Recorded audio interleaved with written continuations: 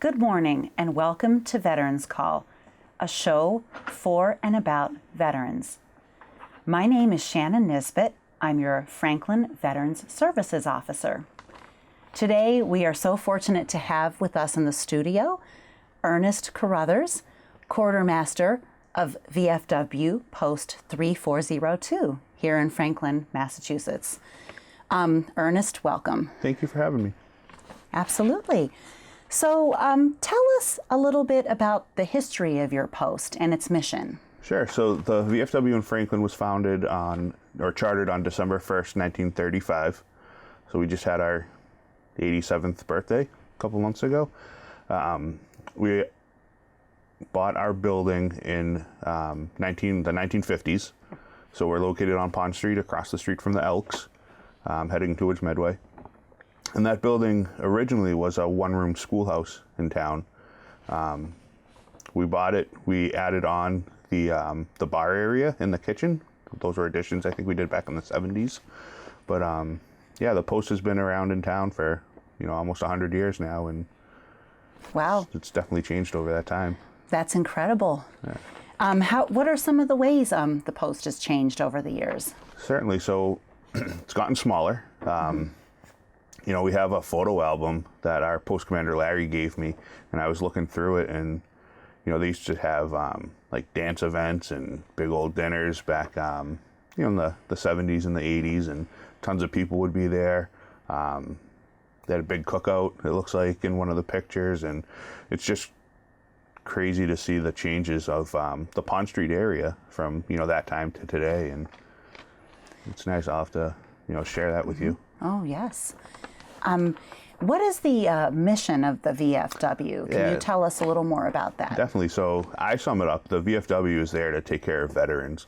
But I did look on our website, and the official mission is, the mission of the VFW is to foster camaraderie among United States veterans of overseas conflicts, and to serve veterans, the military, and our communities, and to advocate on behalf of all veterans.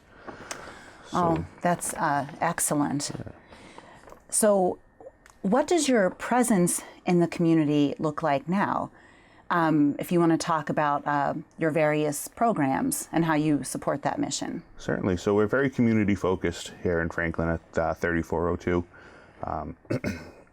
During the pandemic, it was tough.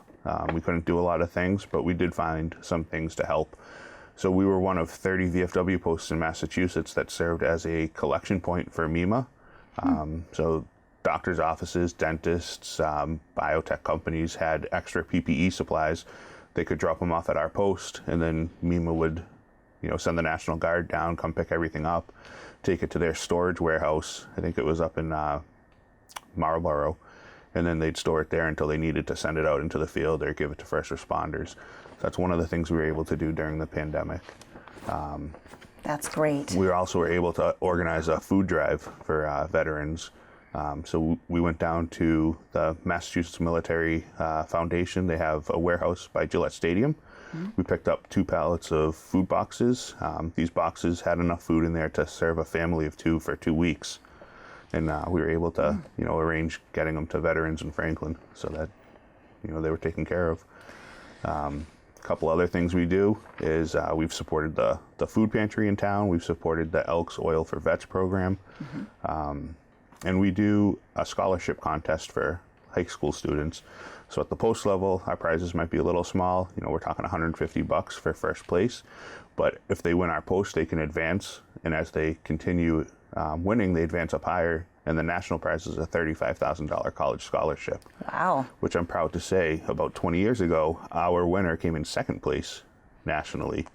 And that person, she walked away with probably about $15,000 in scholarships. So there's money there, and we're always looking for students to participate. Oh, great.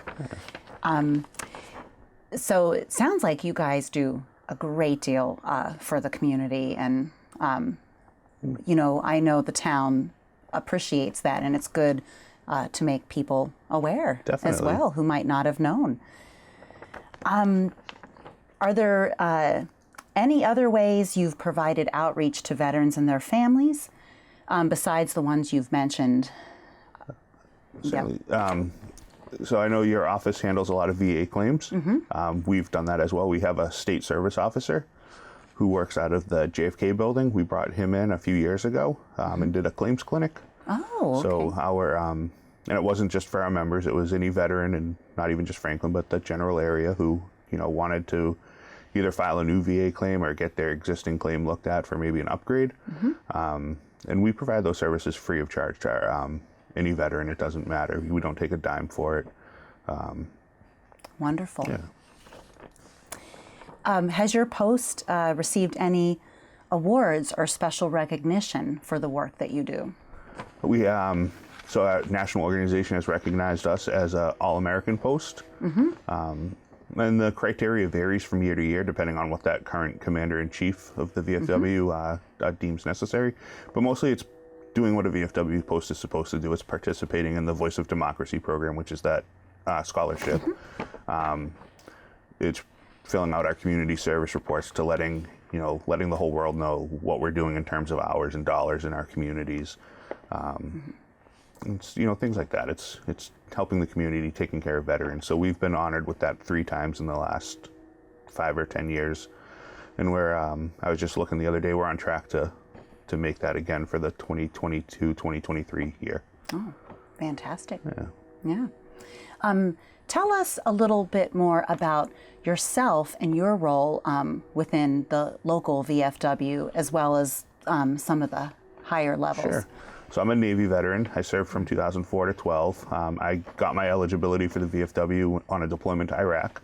I was up in the northern Kurdish section of the country.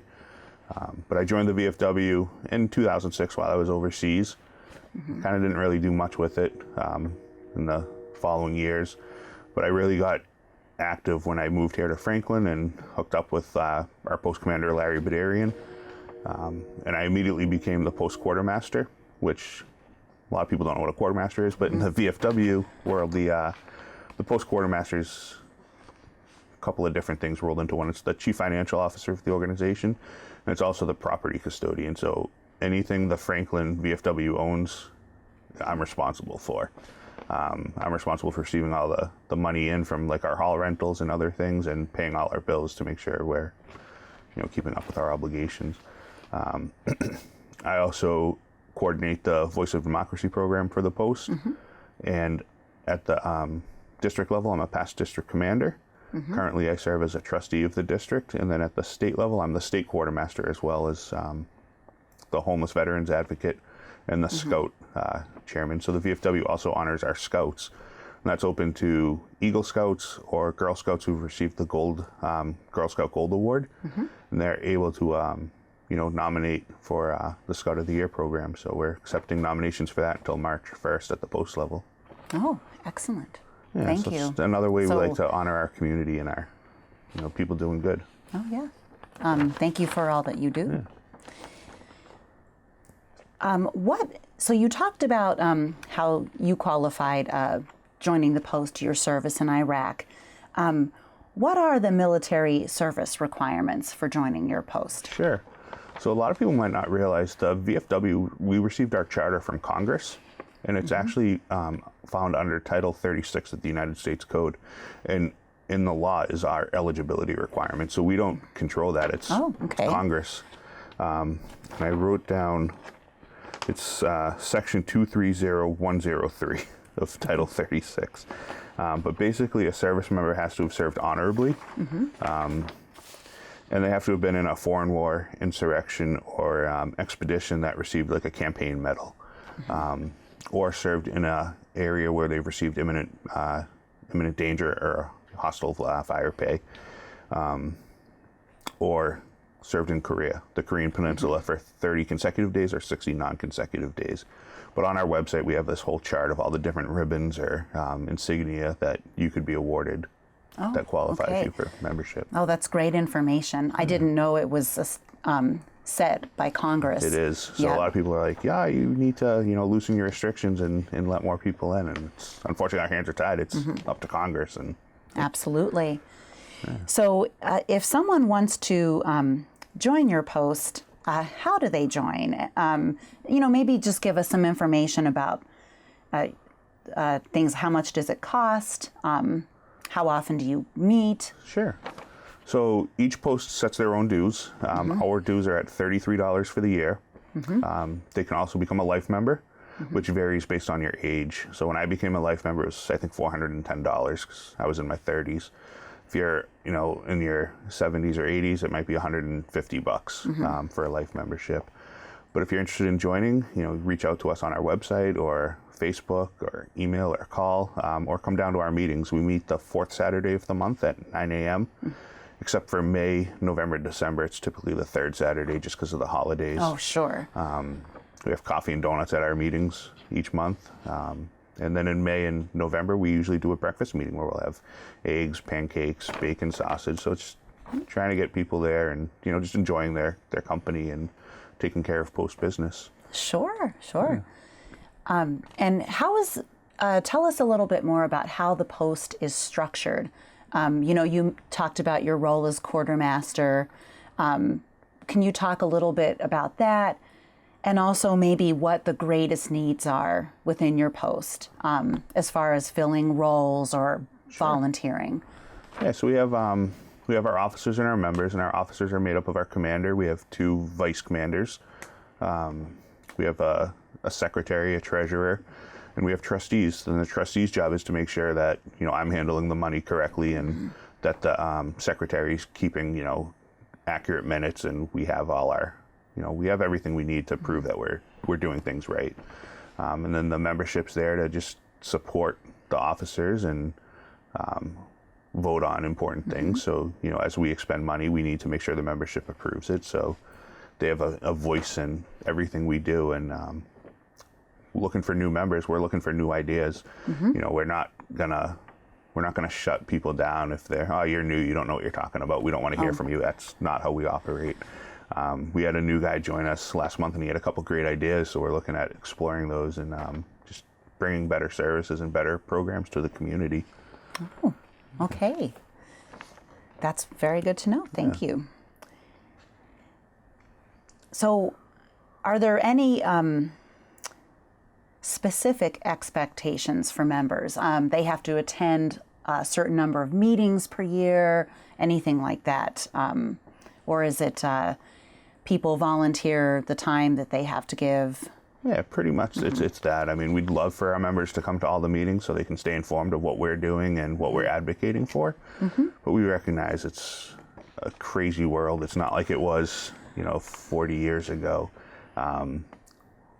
Younger members have kids that are in, soccer, basketball, baseball. We meet Saturdays at 9 a.m., so it's tough for younger members to join us because they're with their families. We understand that. We encourage them to come when they're able to. Now, if they're going to want to go for a leadership position, we do require them to attend meetings, and I think they're allowed to miss no more than 2 in a year. Okay. Yeah, thank you. So what do you find most rewarding about being a member of your post? And what are some of the benefits for veterans who join? Certainly. So for me, it's the camaraderie with the other veterans. I enjoy that, and I enjoy helping our veterans who need a hand up, or they're struggling with disability claims. They're struggling with finding a good paying job. They're struggling with housing and whatnot. I enjoy helping them and trying to just make their lives better. They served our country when we needed them, and now we have to make sure that we're taking care of them on the back end. We sent them to all these places. They get hurt or injured, and we can't just forget them. We have to make sure we take care of them. Absolutely. Yeah. Do you partner with other veterans organizations in town and other community organizations? Certainly. So we've really started working well with the American Legion Post 75 here in town. Last year we did the Memorial Parade together, and we're doing it again this year, and it was I kind of led that on the VFW side. Working with Dick Hines on the American Legion side was great. I really got to know Dick. I enjoy his company. He's a great guy. And the state side, the VFW has a great relationship with Home Base. And we also just started a partnership with Medic Now Foundation. They're based, I think, down in Plymouth. And what Medic Now does is they'll help veterans with unexpected medical bills, like just send them the bill and they'll take care of it for you. Oh, okay. So we have great relationships with them. That's as great to know. Yeah. Wonderful. So how do you do fundraising, and do you have any upcoming events? Sure. So our big fundraiser each year is around Memorial Day. We do our puppy drive. We typically are standing outside of Shaw's Liquor World and D'Addario's hardware store over on, the West Central Street side of Franklin. And we're there the Saturday of Memorial Day weekend, usually from about 9 to 2. And, we don't sell puppies. If anybody wants one, they're welcome to them.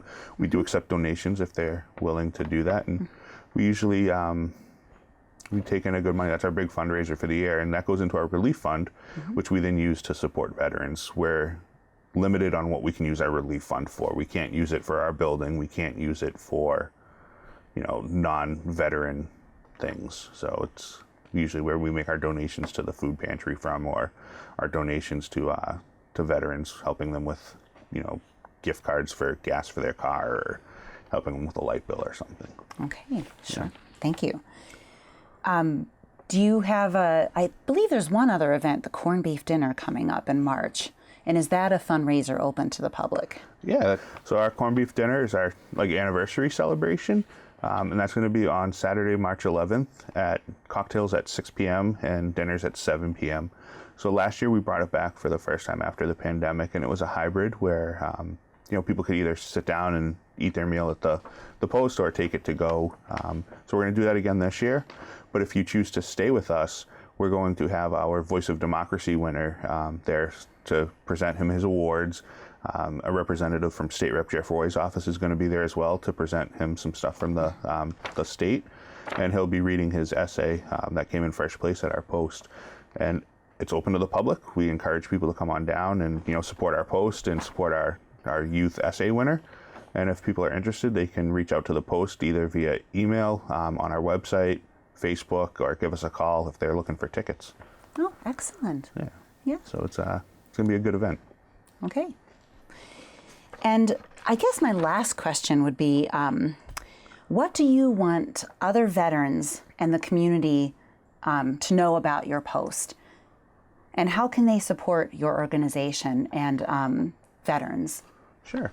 So what I want them to know is we're here in Franklin. We might be quiet, and kind of behind the scenes, lay low, but we're here. We're doing great things for the community. We're looking for more veterans to join us if they're willing.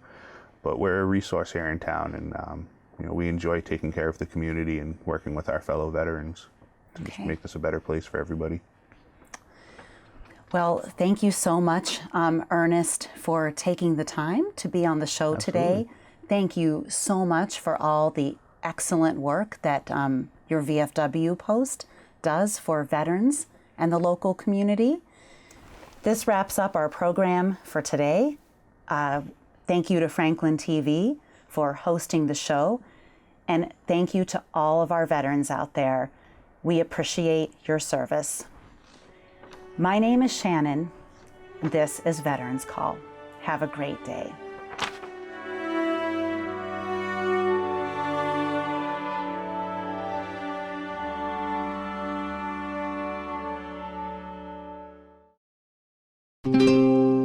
This program was made possible by your Franklin friends and neighbors, good folks just like you.